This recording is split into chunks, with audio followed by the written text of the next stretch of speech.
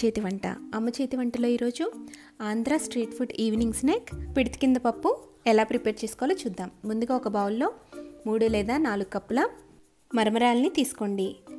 ఇవి రెగ్యులర్ వాటికన్నా కొద్దిగా క్రిస్పీగా ఉంటాయి.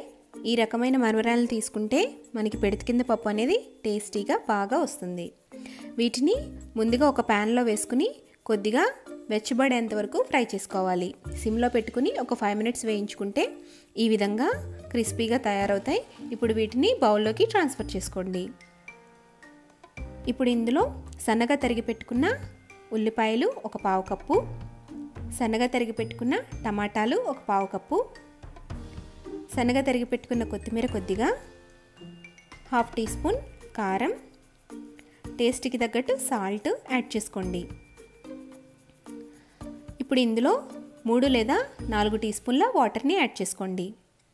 అలాగే ఒక నిమ్మబద్దని పిండుకుని నిమ్మరసాన్ని కూడా యాడ్ చేసుకోండి.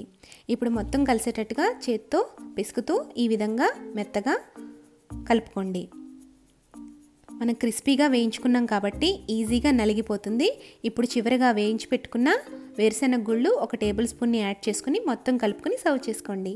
అంతే, ఎంతో టేస్టీ ఈవినింగ్ స్నాక్ పిడితి కింద పప్పు రెడీ.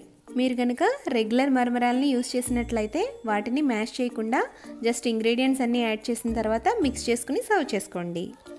ఈ వీడియో చూసినందుకు ధన్యవాదాలు. ఈ వీడియో కనుక మీకు నచ్చినట్లయితే షేర్ చేయండి. మీ సపోర్ట్ని కామెంట్స్ మరియు లైక్స్ రూపంలో మాకు తెలపండి. మరిన్ని వీడియోస్ కోసం ఈ ఛానల్ని సబ్స్క్రైబ్ చేయండి.